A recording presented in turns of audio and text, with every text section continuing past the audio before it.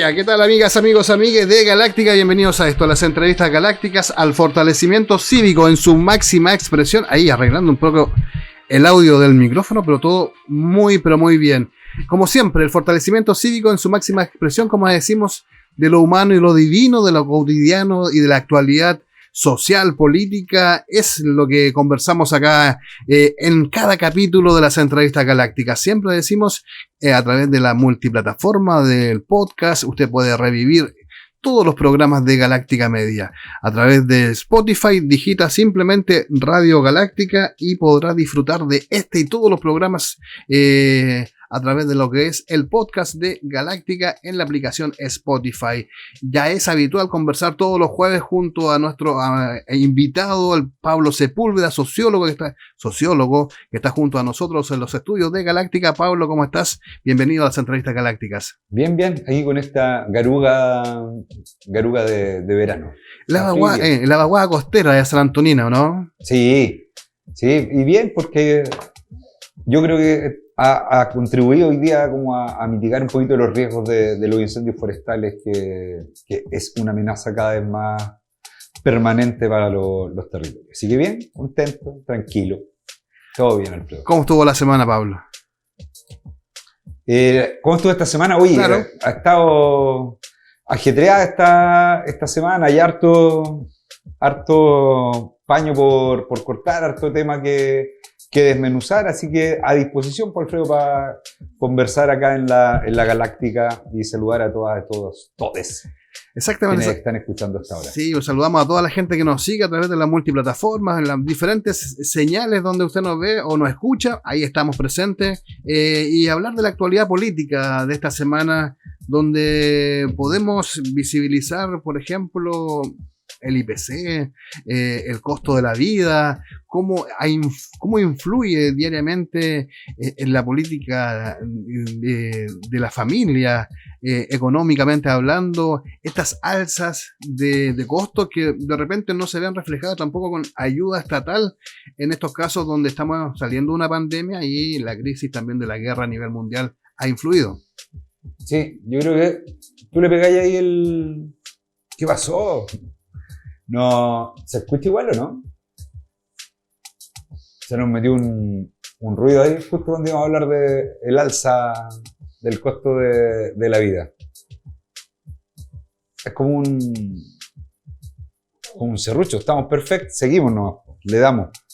Que yo creo que es uno de los temas como tú planteas, pues, y la política de la familia, yo creo que la política de los barrios, los problemas que están ocurriendo que le pegan a las comunidades, me parece que son los problemas de los que hay que hablar y de los que poco se habla. Y a propósito del tema de las alzas del costo de la vida, salió un estudio que yo creo que es impactante, es elocuente, donde aparece que en Chile al 65% de las familias, de las personas, le cuesta llegar a fin de mes. Así de brutal. O sea, el 65% de las familias no están llegando a fin de mes. Y me parece que ese es uno de los problemas que hoy día hay que entrarle de frente. O sea, ¿qué haces cuando tenéis familias que trabajan, cumplen con todas las normas y finalmente no funciona? La maquinita no funciona. Es como cuando llegáis al negocio y dice hoy no se fía, mañana sí, vaya el otro día y tampoco se fía. La cifra es brutal, 65%. Dentro de este estudio, que fue un estudio que se hizo en varios países del mundo, Chile es el cuarto país. Entonces, yo creo que ese es un tema fundamental por dos cosas. O sea, lo primero, esta imagen del jaguar, ¿te acordás cuando hablaban de los 90 del jaguar? El ejemplo de Chile de Sudamérica, supuestamente. El jaguar, después Piñera lo cambió por un oasis. ¿Te acordáis que tenía esa mirada bien mala onda de los vecinos?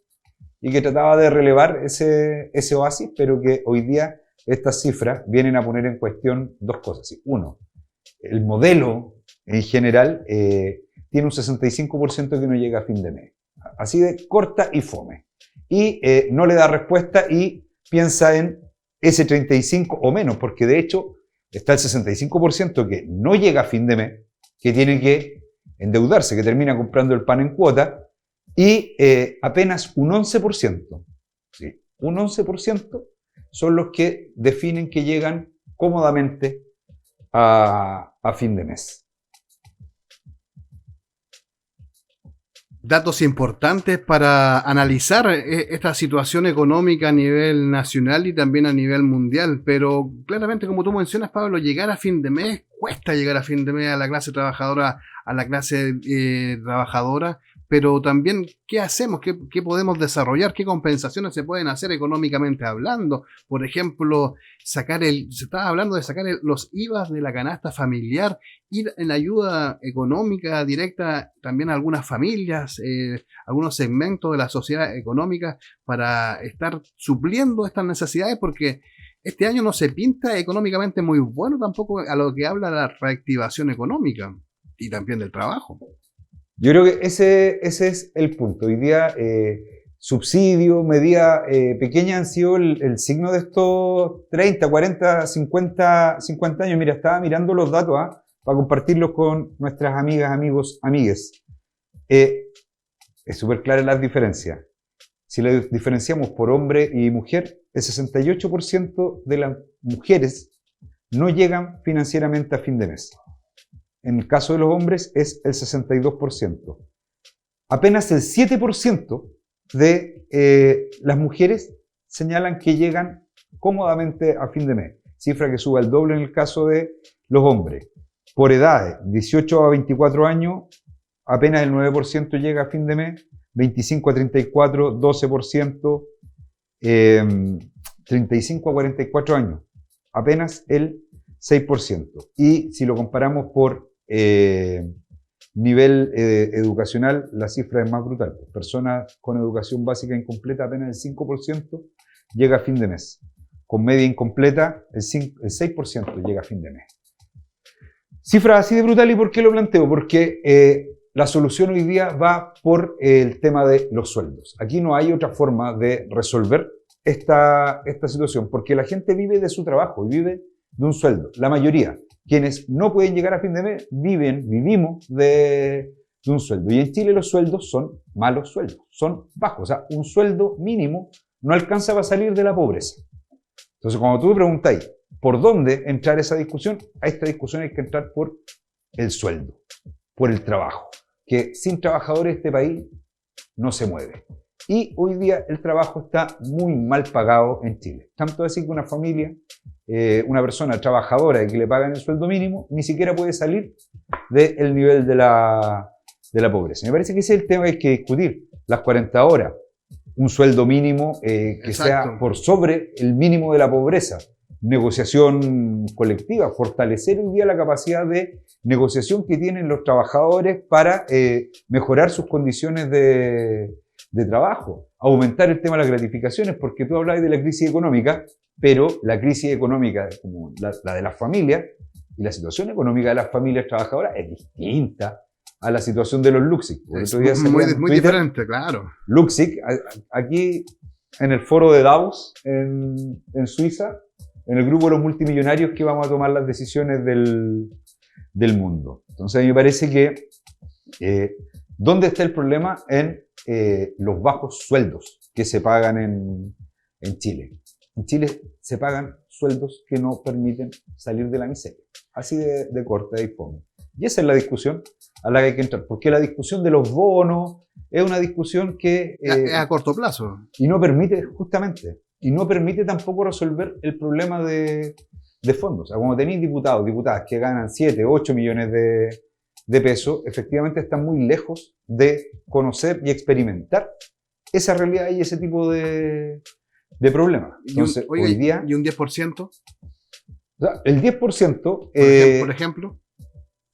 A ver, yo creo que dos cosas. Primero, los 10% fueron lo que permitió sobrevivir en medio de la pandemia. Y eso es absolutamente innegable.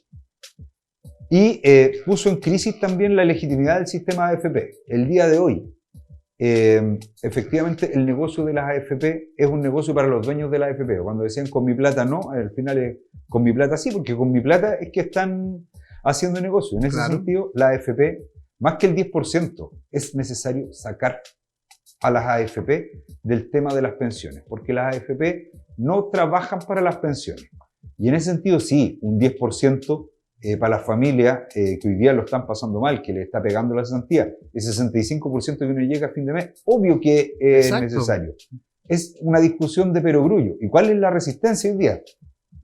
La inflación, la macroeconomía. O sea, de verdad es como, no te voy a pasar plata para que podáis sobrevivir porque esto puede afectar la economía. Entonces uno dice... ¿Pero cómo? Pero esto es ridículo, ¿cachai? O sea, no te voy a dar agua porque vayas a tener que ir al baño, entonces te dejo morirte deshidratado. Es así de absurdo esta negativa, porque lo que están defendiendo, en definitiva, son las cifras macroeconómicas que defienden los intereses o la estabilidad del modelo de acumulación y enriquecimiento de ese pequeño grupo a costa de este 65% que nos llega a fin de mes.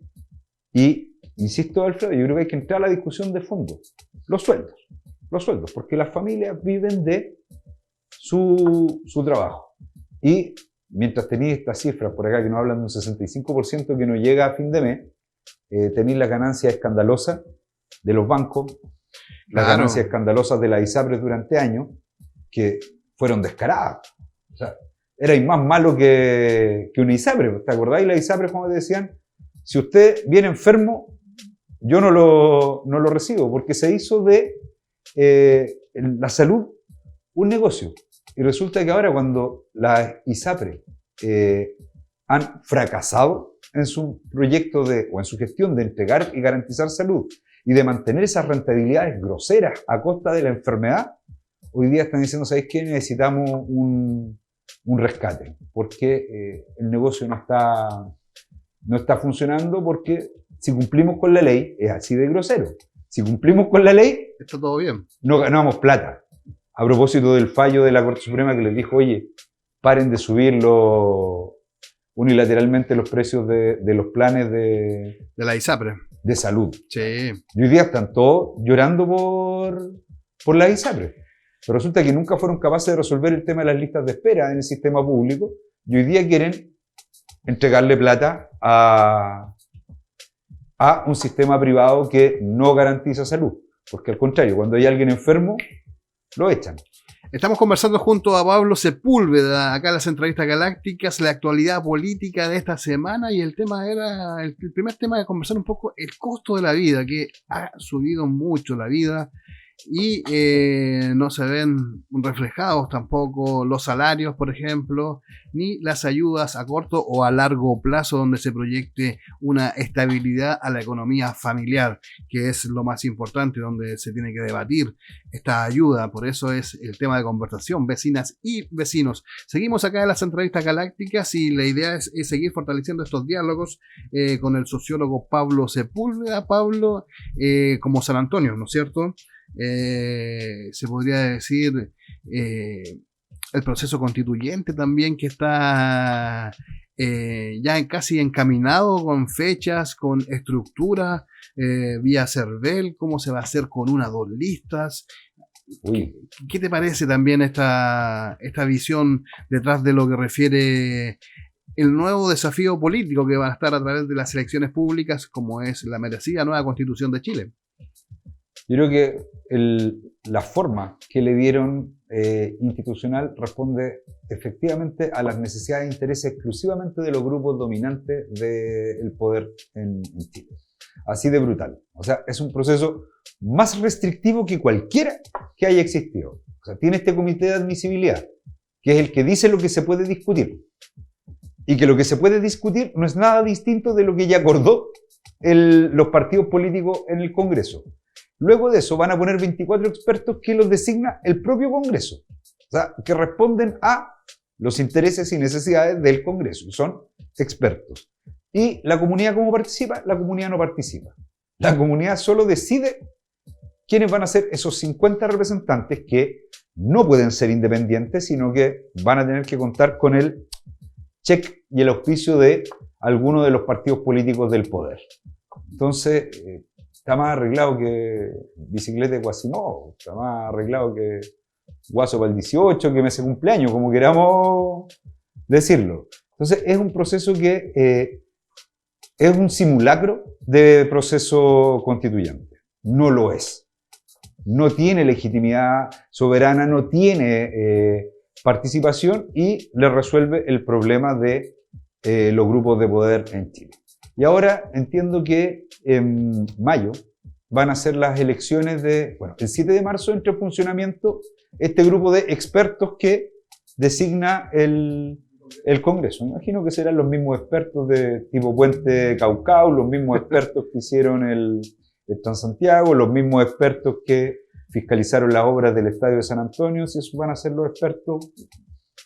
Oiga, pero de fondo, por ejemplo, ¿qué te parece que si va una lista o dos listas detrás de esto? Porque también al haber más listas detrás de este proceso constituyente por el lado de la izquierda, se podría decir que también que se va a subdividir de nuevo las fuerzas. ¿Qué te parece eso? ¿O debería ir solamente una lista en este proceso constituyente con o sin con la participación ciudadana? Bueno, es que esa es una decisión que tienen que tomar esos partidos, como te decía a propósito de esto, quienes pueden participar son un grupito así, o sea, no van a haber independientes. Aunque juntís la firma, no podéis participar ahora. Solo los van a definir los partidos y lo van a definir los partidos con el mismo sistema y mecanismo de las elecciones del Senado. En el caso de nuestro territorio de San Antonio, va a ser una elección de 5 en toda la región. Y que por lo tanto va a privilegiar primero la conformación de listas, que se va a elegir por lista, y la sumatoria o el pegoteo de votos entre las distintas comunidades y territorios que conformamos la región. Yo creo que desde San Antonio no va a tener una participación protagónica en ese proceso porque ese sistema tiende a fortalecer esos grandes liderazgos concentrados. O sea, nosotros vamos a tener elecciones junto con Viña del Mar, Concón, La Ligua, Los Andes. Y los candidatos los van a poner los partidos y van a responder a ese tipo de liderazgo. Que vayan en una o dos listas, yo creo que se vuelve un poquito a los 90, a esta lógica media binominal. O sea, por un lado está la derecha y por otro lado la izquierda o la centroizquierda. Pero no está la gente, no están los pueblos, no están las comunidades. Entonces, al final es una discusión que ni siquiera es política, es matemática. Esa discusión no se toma con argumentos, se toma con la calculadora. Oiga, y ahí entra el otro tema. ¿Faltarán líderes en la política nacional? ¿Cómo? ¿Faltarán líderes en la política nacional? Falta pueblo, falta calle. O sea, hoy día la política nacional tiene menos calle que un velador, tiene menos calle que una pantufla. O sea, tú veis todavía a un Iván Moreira que viene desde la dictadura ocupando posiciones. Veis a una Evelyn Matei que hoy día aparece primera en las encuestas. Evelyn Matei que viene siendo, bueno, fue diputada acá, después de ser diputada acá y comprometida con el territorio, se fue a Coquimbo, después fue alcaldesa en Providencia, entre medio intentó ser presidenta, fue ministra, se pegó un trompeo con Sebastián Piñera, porque aquí como que la política, los del poder, como tienen tanta yeyito, pelean con la memoria de los peces. Pues. Mejor que todo se olvide. ¿Te acordás que estuvo involucrada en un caso de espionaje con Sebastián Piñera?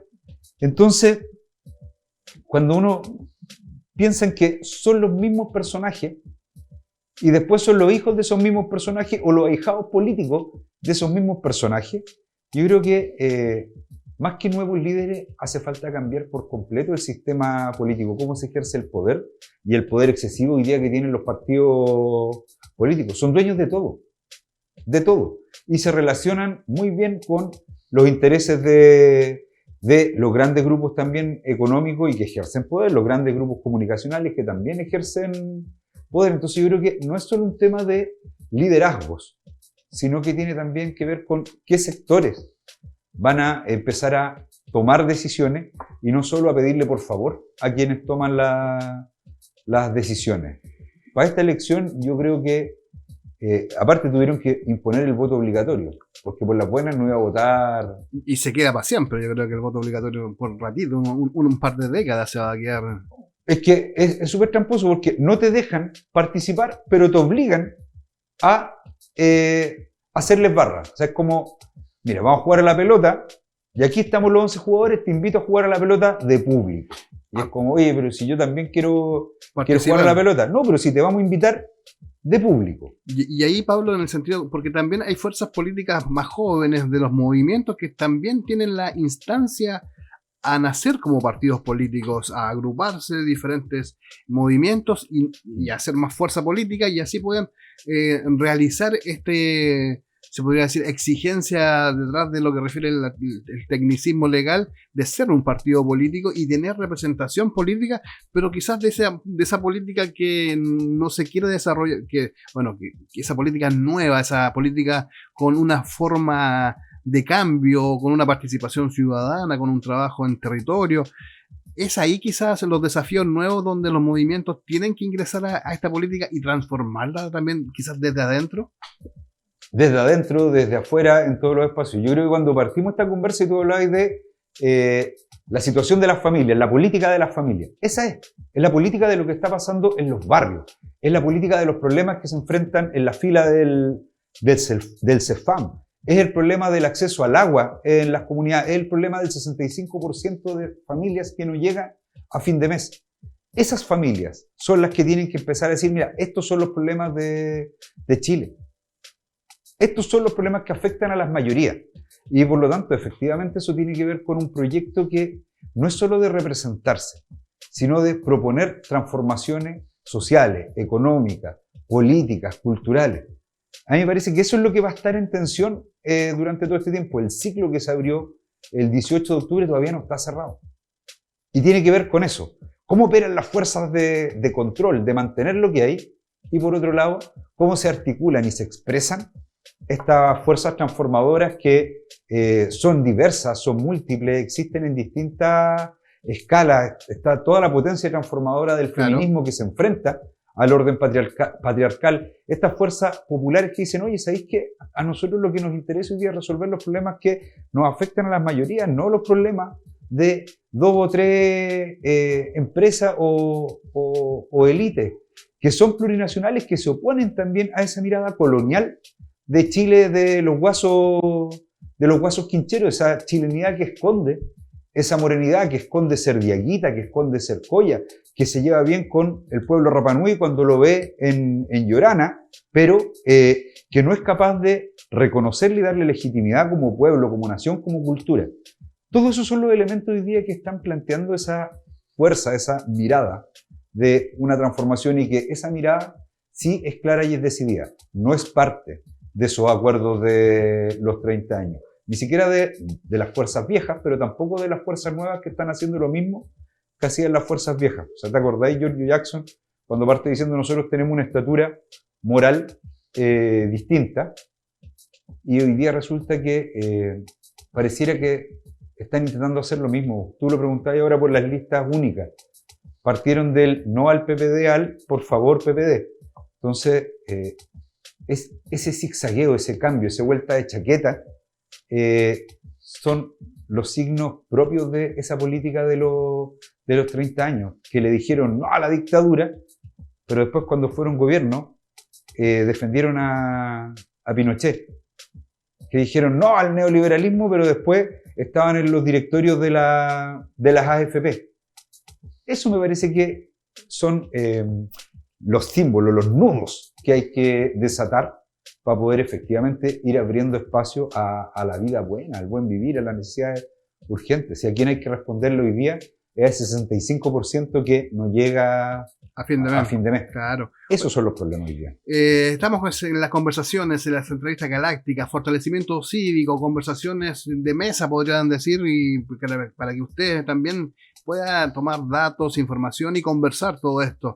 Y una información muy importante que da lata hablar de esto, porque un servicio que es bueno para la comunidad, que los malandras le metan mano como unos vil rateros. Me hablo del robo de la farmacia municipal popular de San Antonio, donde fue afectada ya, no es primera vez, sino parece que no es primera vez que es robada estas dependencias dependencias de la farmacia, son asaltadas por vándalos en la noche. Hay fotografías de vidrios, bueno, las ventanas donde ingresaron estos chiquillos, pero el daño que hacen ahí, el trasfondo, porque es el mismo daño que a la misma clase trabajadora, a la misma gente que necesita esos insumos, los medicamentos. Son estos robos que hacen al sistema público, y al sistema público como a la farmacia popular. ¿Qué te parece estas acciones? Que lamentablemente hay que hablar de esto, pero es como para tirar la oreja acá de San Antonio. Terrible, fome.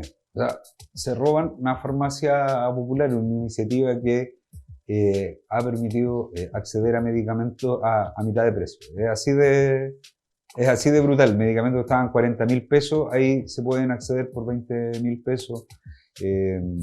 Una iniciativa que amplió su cobertura en términos de horario, que antes habían hartos requisitos para poder inscribirse. Hoy día es abierta a todas las personas que incluso trabajen o vivan en la comuna. Entonces, nos pega a todos los que vivimos acá, porque ¿qué explicación le dais a la persona que iba a comprar y que su salud, su vida, depende de comprar esos medicamentos? Claro. O sea, ¿qué explicación tiene ir a robar a una farmacia popular? Y ahí uno dice, bueno, también dónde están las responsabilidades en materia de seguridad. Yo creo que la gestión de la delegación presidencial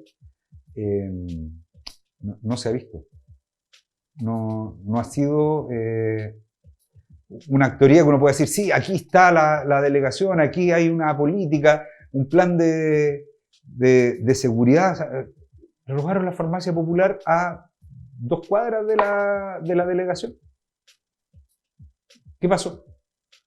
Y ese es un robo que sí afecta a todo San Antonio. Entonces a mí me parece que de verdad es una situación terrible, porque le pega a los sanantoninos y sanantoninas que más lo necesitan, y también pone en evidencia lo que no hay. ¿Cachai? O sea, la seguridad. El tema de seguridad. Ya llegar Sí. a robar en una farmacia popular es una cuestión que no tiene ni pies ni cabeza. Así que terrible, Alfredo. Mal, dedito para abajo, no vaya ahí, tirón de oreja, no vaya a los rateros, como le decimos ahí. Ratas, domésticos, Sí. o sea, de Mal. verdad, ir a robártelo, le estáis robando ya a la abuelita. O sea, Sí, soy tan malo como la FP, que le robáis a a la misma gente, por a la eso. abuelita. Sí, pues. Oiga, ya llegando a la recta de esta grata conversación, Pablo, dejar algunos saludos finales que quiera mencionar. Sí, especialmente a las y los sanantoninos, que es como triste esto, que van a poder seguir estudiando en la educación superior, pero que se van. Es un dolor súper grande ese, que en general van a poder continuar con su estudio en una comuna donde los índices de escolaridad son muy bajos, y ojalá que esas juventudes comprometidas devuelvan la mano a la ciudad después y vuelvan a aportar con esos conocimientos. Como dato, número nomás, Alfredo, para que cachéis de la envergadura de lo que uno está hablando. Sí.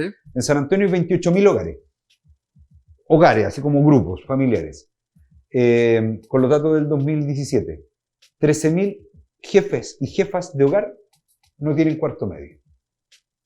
Así de brutal. Casi la mitad de las y los jefes de hogares que proveen el principal ingreso tienen que ir a batirse al mercado laboral sin cuarto medio. O sea, entonces, en esa ciudad, en esas condiciones, que hayan juventudes que hoy día le estén dando vuelta la mano a ese destino fatal que los tiraba para afuera, es para darle un aplauso y todo nuestro apoyo y reconocimiento. Así que para allá va mi saludo. Para todos ustedes también, exactamente. Y desde acá, desde Galáctica Media, siempre le mandamos un tremendo abrazo y saludos. Quédense en sintonía y síganos a través de todas las multiplataformas. Cuídense, que esté muy bien. Hasta luego, Pablo. Nos vemos la próxima semana. Que esté bien.